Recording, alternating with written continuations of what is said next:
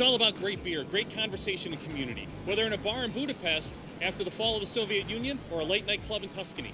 The Rebels in Chiapas or neighborhood tavern in Chicago. Or war-torn Bosnia, the best conversations were always over a bottle of beer. I'm W.C. Turk, Chicago author and activist. And I'm Brian Murray of Permaculture.tv. And this is the Revolution in Beer chef, A.J. Francisco. We're going to have some food in here in a minute. So, hey guys, It looks like the bar is open. Come on in, guys. Let's get it done.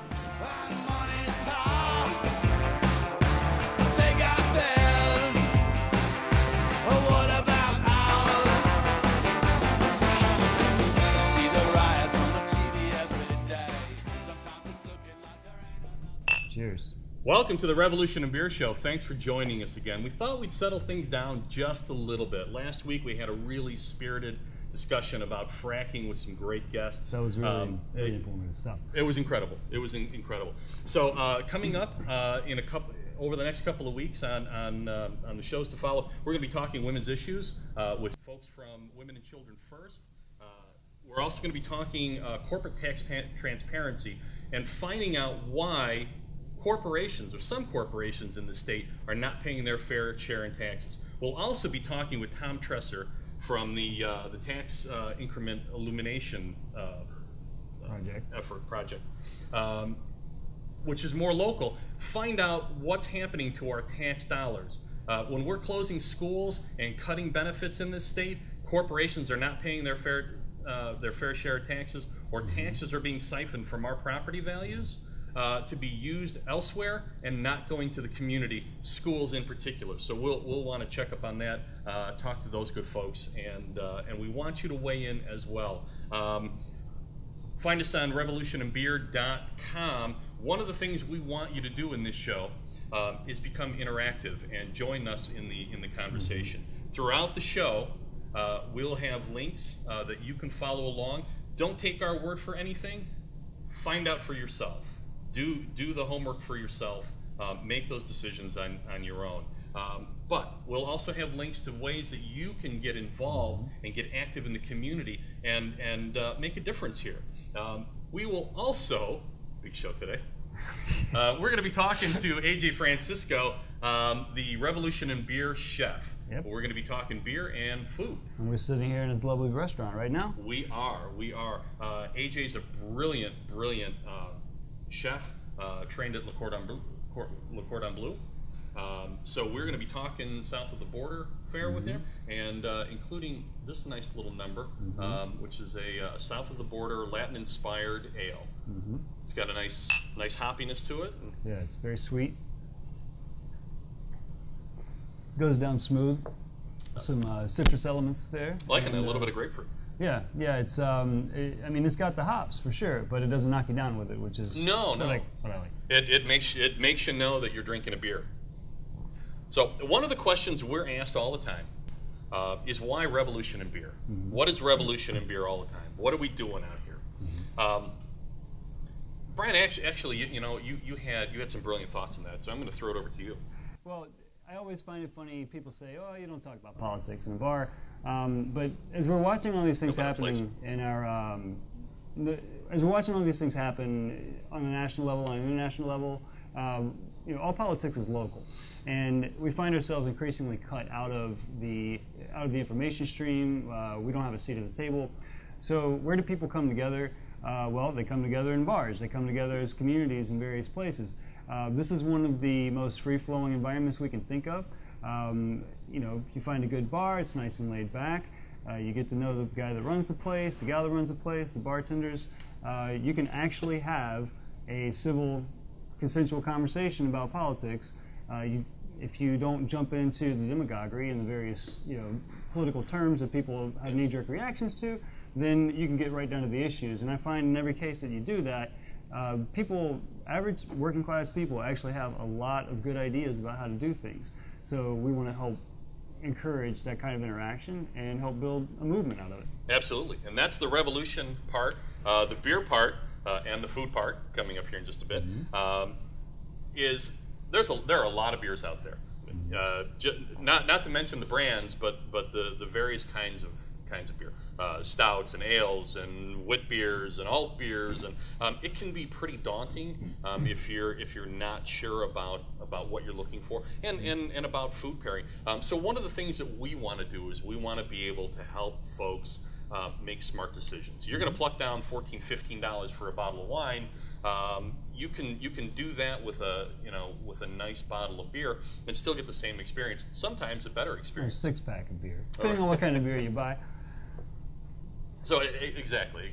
So that's we really want to come to this from a couple of different points. And honestly, there's nothing better that kind of greases the wheels on conversation a little bit. It's true. Than a good beer. It's true. So it's about quality, not quantity. So we're talking quality beers. Very quickly, Brian, I wanted to ask you. Give us your favorite beer story. Oh, my favorite beer story. Let's see here. Well, I don't know, I have to say, and we'll get into this a little bit later on in the show. Yeah. But when I was spending some time back in the early 2000s in Chiapas on a human rights delegation, it was a very interesting situation. A lot of us didn't know exactly what we were getting into. Crawling around San Cristobal de las Casas in Chiapas is a beautiful city. No more of a sort of a backpacker place. It's not necessarily your average tourist joint. And there are all sorts of little holes on the wall, all sorts of little bars and restaurants, family-run places. You can sit in, have a good, crisp lager. In some places, you could get something very dark. You get a good ale, and eat some really good Mexican food. And I think that AJ is going to be talking a little bit more with us about that. And just sitting there drinking with a guy that was my roommate for the trip, getting to know each other, and sort of sizing up what we were getting ourselves into and what we thought we might be seeing when we actually went into one of the autonomous communities. It just facilitated the conversation. We bonded. We learned to look out for each other. And yeah, that's basically what I like. Throw back a couple. Very quickly, we're going to take a break. We'll be back in just a couple of minutes. We're going to talk more Revolution in beer. We're going to talk a lot more beer, and we're definitely going to talk some food. We've got AJ Francisco coming up with some great food. He's already teased us with a little bit. Some amazing concoctions, guacamole that I just blew me away. I would have never thought of putting some of these things together. So we'll be back in just a few minutes. This is the Revolution in Beer Show. We'll see you in a few. Cheers. Got no cash, going nowhere, I'm going fast. This whole deal, it's just no good. Gonna get Back. This is the out. Revolution Beer Show. Thanks for sticking with us. Find us on at revolutionofbeer.com, 900-pound gorilla WordPress blog. And Permacult TV for me. Permacult TV. Permacult.tv. Exactly, for all things environment and sustainability. And the ecology of communications. That too. All that stuff. All right. Coming up in just a few minutes, we'll have AJ out with some great food. We'll talk beer and food. Very quickly, we just wanted to kind of introduce people a little bit to us. We're not going to have much of a chance over the coming weeks. We've got a lot to cover. There's a lot going on in this city. There's a lot of things that we want to get you engaged in and see if we can make a difference in solving some of these issues. But very quickly, Brian and I are longtime activists. We've been at this a very long time. I was working back in 1989 with the freedom protesters in Tiananmen Square. I supported them here in Chicago. So we've been around this for a long time. Yeah. Brian, you were talking a little bit about Chiapas, and I was wondering if you'd go into a little bit more detail about what you were doing down there. Sure. Back in 2004, I went on a human rights delegation. It was a joint delegation between the CASA Collective and Centro Autonomo, two really solid Chicago-based organizations. What we did was we went to San Cristobal de las Casas, which is sort of the central point of Chiapas, Mexico. Back in 1994, on the eve of NAFTA, the Zapatistas rose up and actually took over the city. And it was in protest to the coming wave of neoliberal economics that was about to wash through the southern part of this continent, known as South America.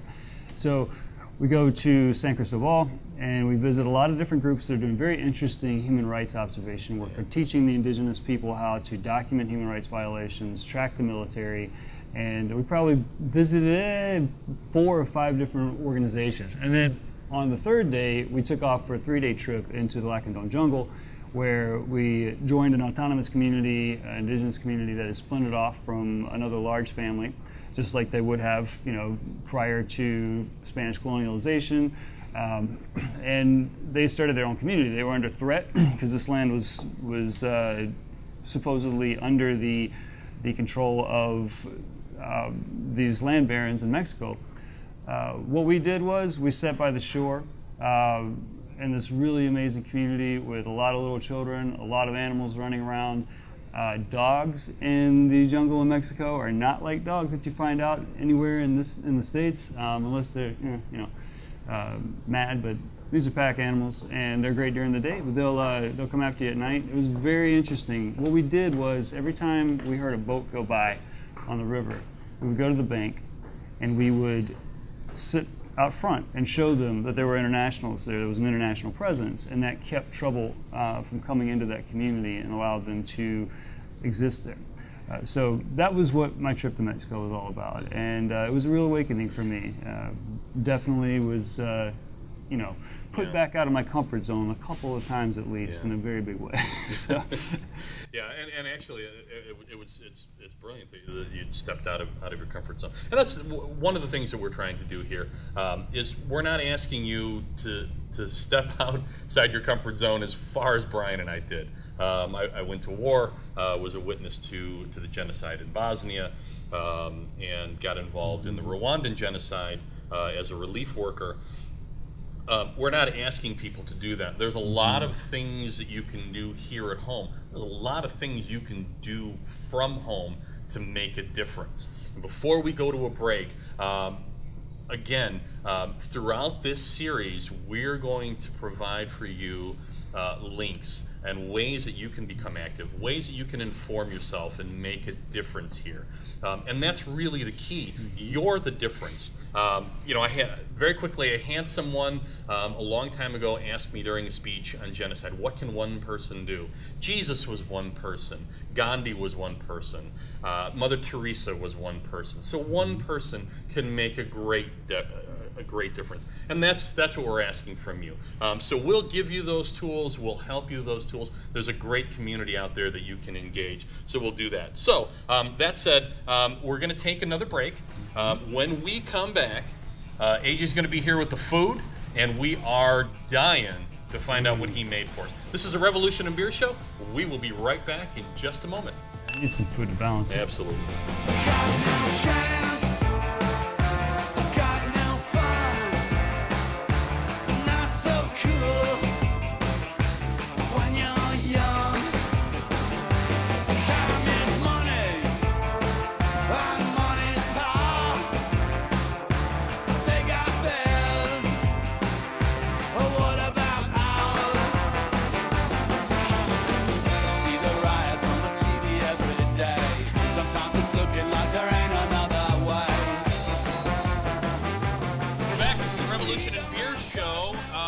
Go into a long, drawn-out introduction to our next guest. We met him at a friend's party, Ryan's birthday party. Exactly, in which he was doing fare for some hardcore vegans who can be pretty tough on their food. But I hear and smell some great stuff coming our way. So I'd like to introduce AJ Francisco, the Revolution in Beer chef, ladies and gentlemen. Oh yeah, AJ. Whoa. Oh my God, look at that.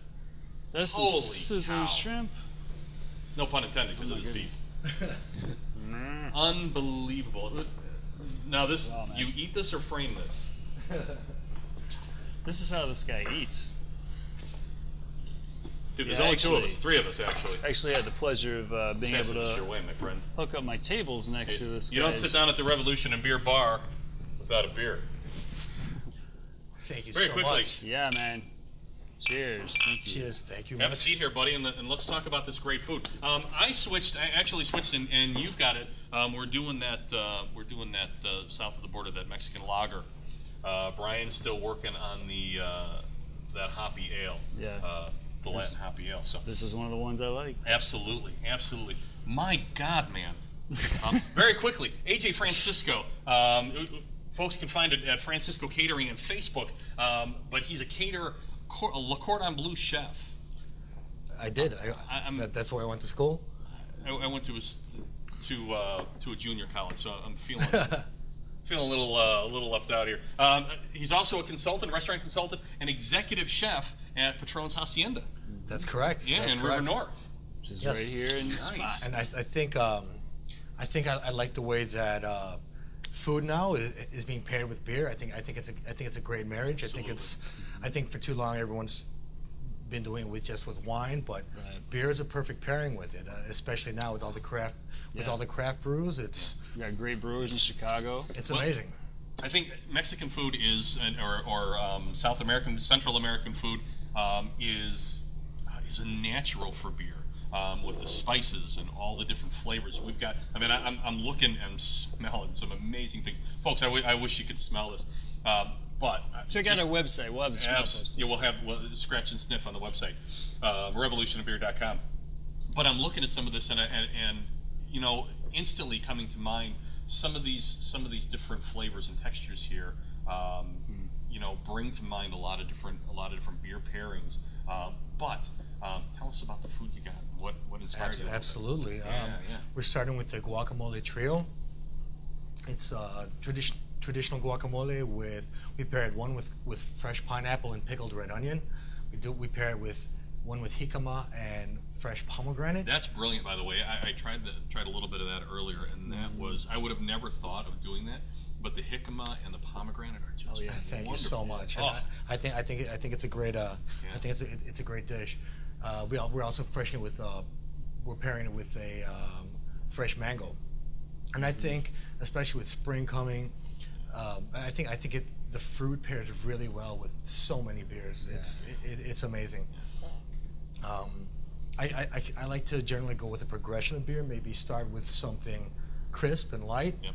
and then as we delve into the entree, the one of our top dishes. This is our skirt steak and jumbo shrimp fajitas.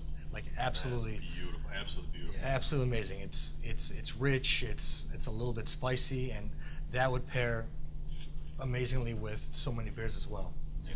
You know, something a little maybe a little bit more complex. It'll just pair really well with, especially the steak, the sweet shrimp. It's quite a marriage. Since you put this together, would you go with a heartier beer, or you just like some different levels to it? With this one, I would maybe a medium one with maybe not too long a finish at the end. Maybe some IPAs, maybe the bitterness might kind of linger too long on the tongue. Yeah. So maybe a medium one, but definitely a refreshing one. I think it pairs really well with the spice. Like this lager. Yes, I think it's a great choice for it. Nice. That's a good rich color on the lager too, which it's a far cry beyond what your general market schwill from the U.S. commodity system. Absolutely, the half water, Yeah. half beer. How much rice is in there? But yeah, no, this is an amazing beer. Tell us a little bit about how you got. What inspired you to become a chef? You know, like I'm the eldest of three, and I've been cooking for my family ever since I could remember. My parents actually owned a restaurant, so I kind of grew up into the industry. And it's not till too long ago that I actually decided, like, I really love to do this. Like, why am I not? I found out I could actually make a great living doing this, and I mean, I'm happy with it. You're able to do some creative things and do things seasonally, do things with new ingredients every couple months. Before we go to a break here, real quick, and then we're going to get into some of this food. Yum. We're definitely going to get into some of this food. We'll be back in a moment, covered with this food probably. But very quickly, not just south of the border. Aprons. We were talking exactly. We were talking earlier about beer pairings with Oriental or Asian cuisine. Oh, absolutely, absolutely. There's been some wonderful ginger beers that have come out. I believe there are rice beers that they paired so amazingly with a lot of Asian food. Like, and I gravitate a little more towards the spicier food or like the bolder food, and it's not always it's not always like flavors. It's not always like a citrus goes with a citrus. Sometimes you look for something Contrast. bold. You need contrast, or you get a little citrus to cut a little bit of the heat or a little bit of the unctuousness and the fat. It's really That's awesome. it's Let's a take a great quick thing. break. Again, AJ Francisco Let's talk about this some more. putting all this together for us. We will be right back. We're going to get into some of this food. So join us. This is the Revolution in Beer Show. Thanks. You'll never know what it's like standing in my shoes. But if you corner me, you're gonna find a fighter. Your camera's gazing down from cold surveillance towers. But in our darkest hours, it's only getting brighter. Fire's burning higher.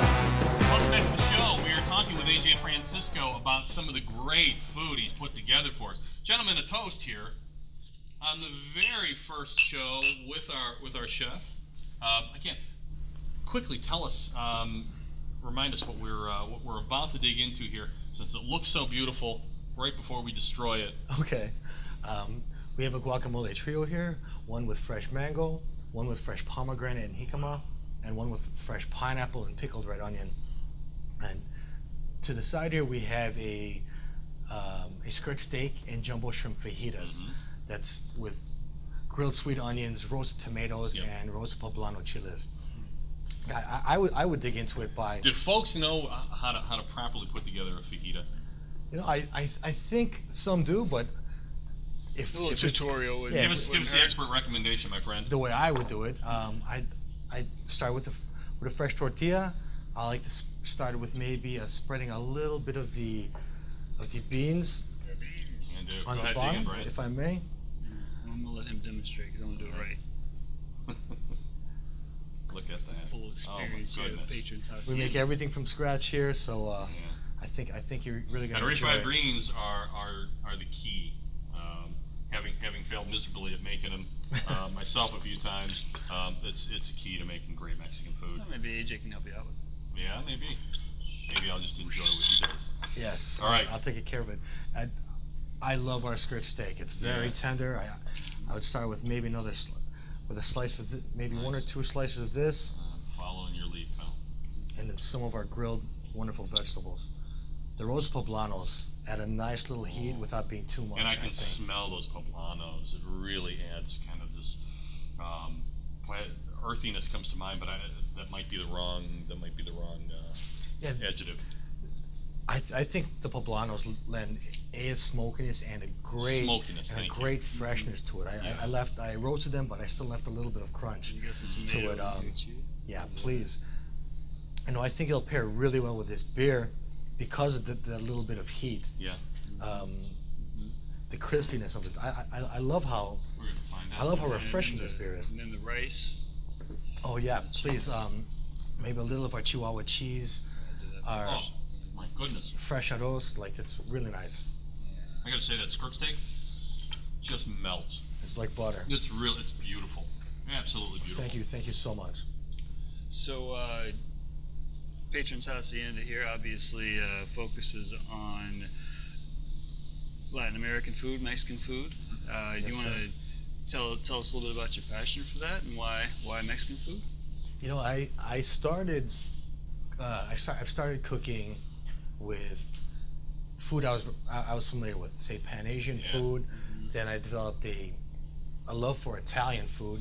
Then through school I was French trained classically, but Latin food is just something as of late, and I have just fallen in love with it. I think what I like about it the most is the boldness of it. It's rather than very subtle flavors that are married together, you're marrying them together, but these are explosive, bold flavors. I think if you can balance them just right, it makes for a great dining experience. Like, I always like going right to the edge with, you know, the tart is offset by a little bit of the sweet, and then the sweet is tames down a little bit of the spicy, and like just the way it works, it's like a symphony, and it's something I love to play with. And I'm in love with the big bold flavors with it. I think recently Mexican food has been elevated and appreciated for more than just late night burritos or tacos. We can Such a broad spectrum. Yeah, it can be, and I mean, and then the regions in Mexico, like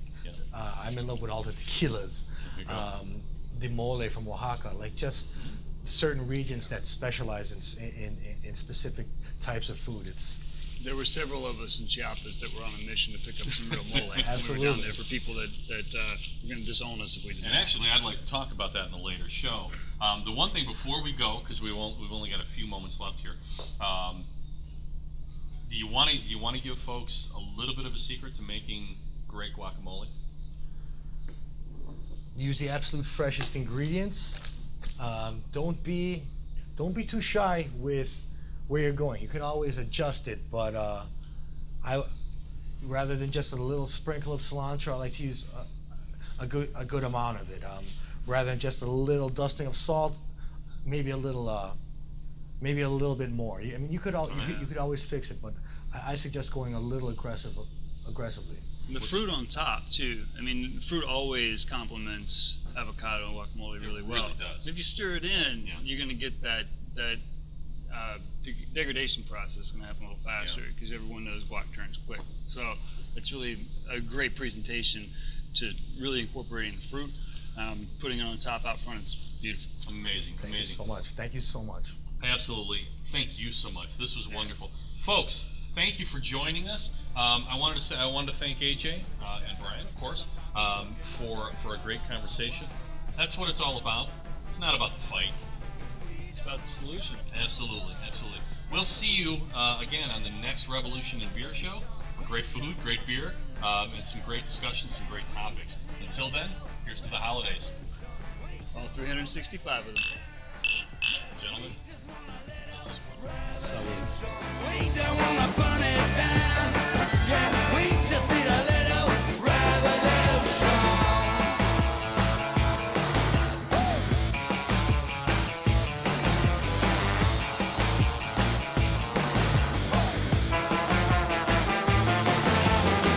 You'll never know what it's like standing in my shoes. But if you corner me, you're gonna find a fight.